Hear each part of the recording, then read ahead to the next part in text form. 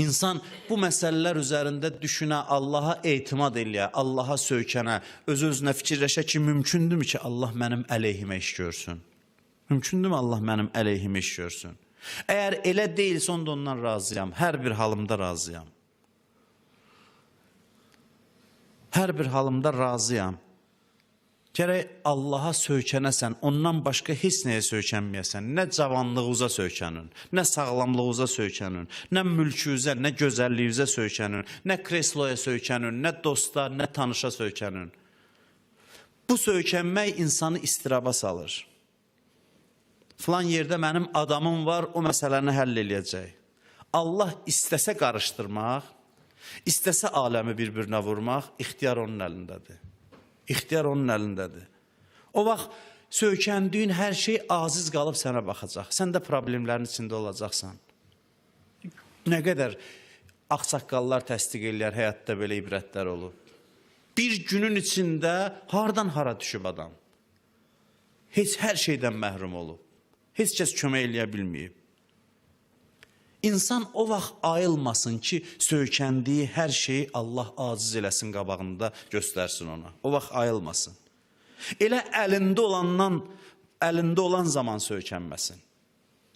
O vaxt ki, aciz dayanıb sana baxırlar, onda ayılmaq gecdir. Yenə də rəhmətdir, yenə də onda ayıl. Amma o vaxt ki, hər şey sənin ixtiyarındadır. Çoxlu söykənəcəyin var, hamısını atırsan kənara, deyirsən, mən bir qüdrətə söykənirəm. Bir qüdrətə arxalanıram. Allah bəzən özü söykəndiyimiz şeyləri bizdən alır. Bilirsiniz niyə görə? Görür ki, bədbəxt oluruq biz.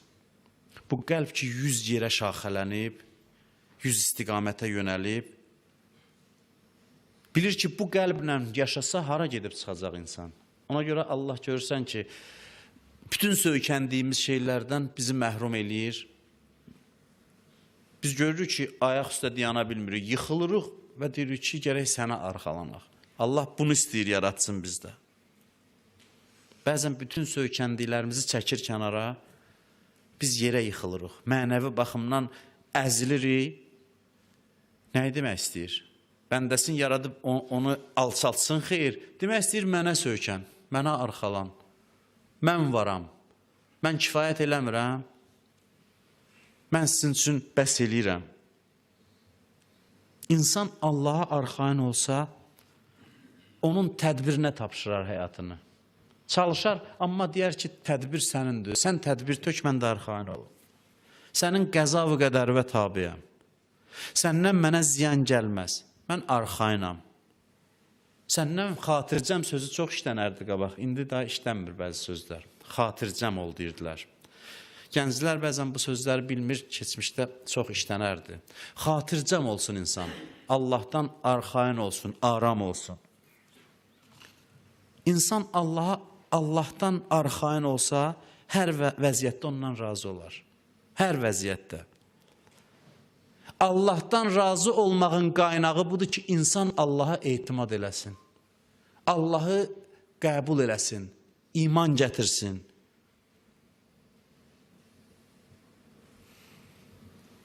Allaha söykənməyən insan məlumdur ki, dar vəziyyətdə, başqa şeylərə söykəndiyi halda, o söykənəcək şeylər əlindən çıxanda dava salacaq Allahla. Etiraz eləməyə başlayacaq, deyinəcək. Problem zamanı razı olmaq üçün gərək aram vəziyyətdə, yəni hər şey sənin xeyri olan zaman Allaha arxalanasan. Ki o başqa şeylərə söykənməyəsən ki, söykənəcəyin əlindən çıxanda narahat olasan. Və insan əgər razılıq halında olmasa, Allaha etimad eləyərək yaşamasa, vallahi ki, nə ibadətinin xeyri var, nə salih əməlinin, nə xeyir işinin xeyri var. Bir dənə misal deyim sizə, keçmişdə də demişəm, bir adamın məsələn bir övladı, yaxud da bir işçisi, hər kim olursa olsun, nəzərinizə gətirin, təsəvvür elə ki, sənə etimad eləmir. Sənin üçün iş görür, söz deyirsən gedir eləyir, amma deyinə eləyir, narahat halda eləyir, uf çəkə eləyir. Onun işinin sizin üçün nə qədər dəyəri var? Heç bir dəyəri yoxdur. Qaşqabaqla, ufla, nalə ilə, narazı halda sənin sözü və əməl eləməyinin nə qədər qiyməti var? Hey dinə iş görsə sənin üçün, sənin sözləri icra eləsə. Önəmli olan bizim üçün, onun bizim üçün gördüyü iş deyil, onun bizə yanaşmasıdır, bizə münasibətidir. İşi könül xoşluğu ilə eləməsidir. Elə işçini heç kəs saxlamaz ki, desin, məsələn, yenə də nə deyirsən, falan. Amma geçsin eləsin işi. O işçi insana zövq verməz ondan işləmək.